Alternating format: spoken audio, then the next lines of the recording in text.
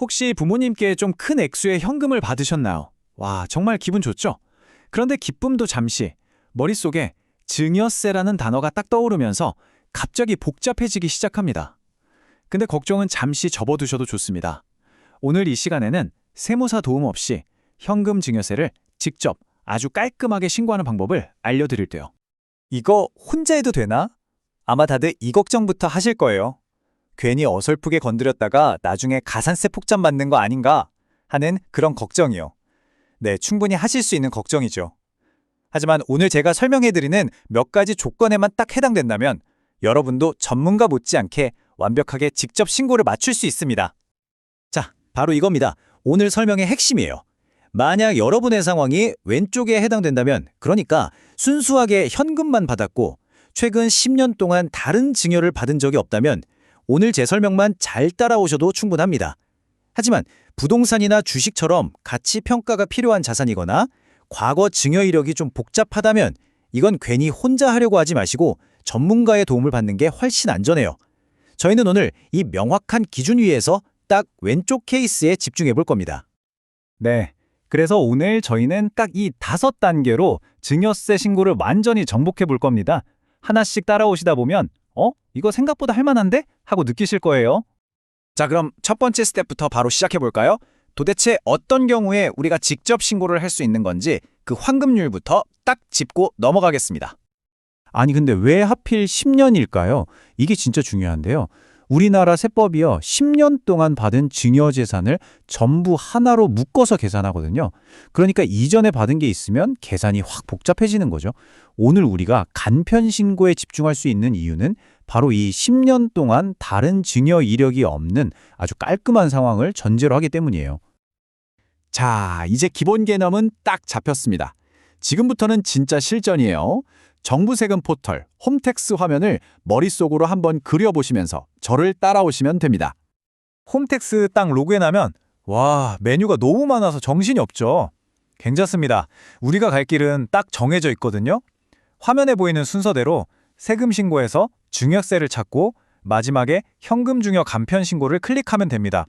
정부가 괜히 간편이라고 이름을 붙여준 게 아니에요. 딱 우리 같은 케이스를 위해 만들어 놓은 메뉴니까 그냥 믿고 클릭하시면 됩니다. 신고서 작성하기 전에 이 2단어만 확실하게 머리에 넣어두죠. 돈을 주신 분, 그러니까 부모님은 증여자, 그리고 돈을 받은 나, 바로 수증자입니다. 쉽죠? 이 2가지만 안 헷갈리면 됩니다. 자, 집중해 주세요. 여기가 정말 많은 분들이 헷갈려하고 실수하는 포인트입니다. 바로 증여자와의 관계를 고르는 판인데요. 이걸 내 입장에서 고르는 게 아니라 돈을 주신 분, 즉 증여자 입장에서 선택해야 한다는 거예요. 예를 들어 아버지가 저에게 돈을 주셨다. 그럼 아버지 입장에서 저는 자녀잖아요. 그래서 자 이걸 선택하는 거죠. 이것만 제대로 하시면 첫 단추는 아주 완벽하게 꿰시는 겁니다. 자, 드디어 나왔습니다. 증여세 신고의 꽃, 하이라이트죠. 바로 세금 계상입니다. 숫자 나온다고 벌써부터 머리 아파하지 마세요. 제가 지금부터 딱 하나의 예시로 모든 계산 과정을 아주 시원하게 뚫어드리겠습니다. 자, 우리 모두 지금부터 상상력을 발휘해보는 겁니다. 아버지께 8억 원을 받은 아주 운 좋은 사람이 되었다고 생각해보세요. 이 8억 원을 가지고 세금이 어떻게 만들어지는지 한 단계 한 단계 같이 파헤쳐보죠. 세금 계산의 첫 번째 스텝은 바로 공제라는 개념이에요. 이게 뭐냐면 세금을 매기기 전에 이만큼은 빼고 계산할게 하고 혜택을 주는 거죠. 표를 보시면 부모 자식 간에는 10년 동안 5천만 원까지는 세금 없이 주고받을 수 있도록 공제를 해줘요. 그러니까 우리 예시에서도 8억 원 전체의 세금을 매기는 게 아니라 일단 5천만 원을 뺀 금액부터 계산이 시작되는 겁니다. 그런데 말이죠, 여기에 보너스가 하나 더 있습니다. 최근에 생긴 아주 따끈따끈한 혜택인데요. 결혼하거나 아이를 낳는 경우에 증여를 받으면 기본 5천만 원에다가 추가로 1억 원을 더 공제해줍니다. 엄청나죠? 우리 예시에서는 이 혜택까지 야무지게 받았다고 가정하고 계속 가보겠습니다.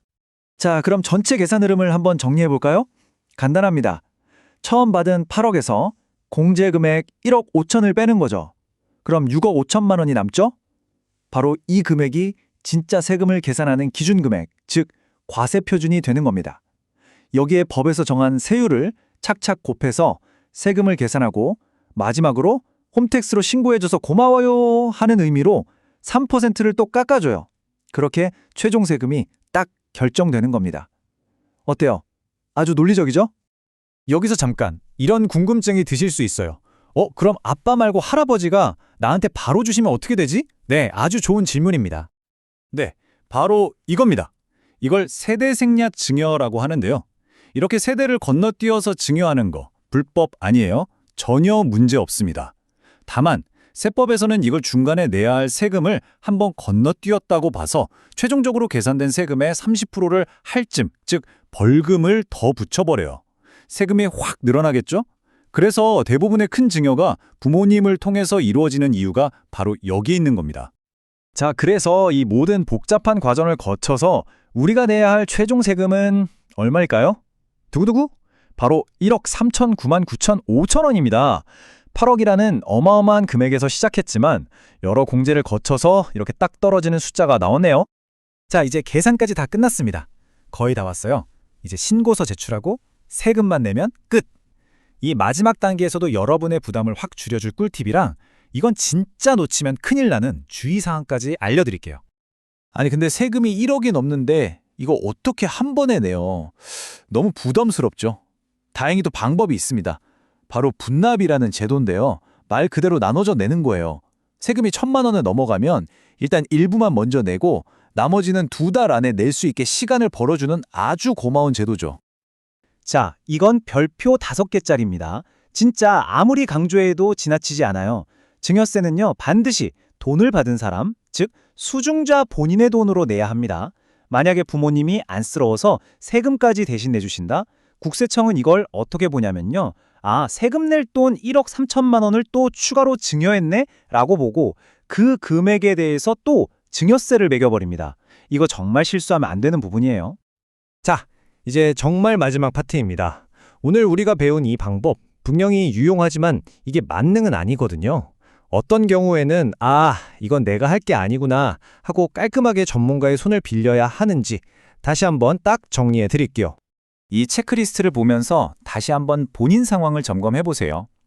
오늘 저희가 다룬 단순 현금 증여, 10년 내 1억 없음 이라는 깔끔한 케이스에서 조금이라도 벗어난다면 절대 망설이지 마세요. 상담비 몇십만 원 아끼려다가 나중에 몇천만 원짜리 가산세 고지서 갖는 것보다 전문가와 상담하는 게 100번, 1000번 현명한 선택입니다. 여기 모토처럼요. 애매할 땐 절대 모험하지 마세요. 어떠셨나요? 복잡하고 어렵게만 보였던 증여세 신고? 이제는 나도 할 수 있겠다는 자신감이 좀 생기셨나요? 오늘 우리는 세금이라는 어떻게 보면 좀 껄끄러운 산을 하나 넘었습니다. 이제 의무는 끝났고 새로운 가능성이 시작된 거죠. 이 소중한 자산을 씨앗으로 삼아서 앞으로 어떤 멋진 계획들을 펼쳐 나가실 건가요? 이제 그 즐거운 고민을 시작해볼 차례입니다. 오늘 이 시간이 여러분의 새로운 시작에 든든한 디딤돌이 되었기를 바랍니다.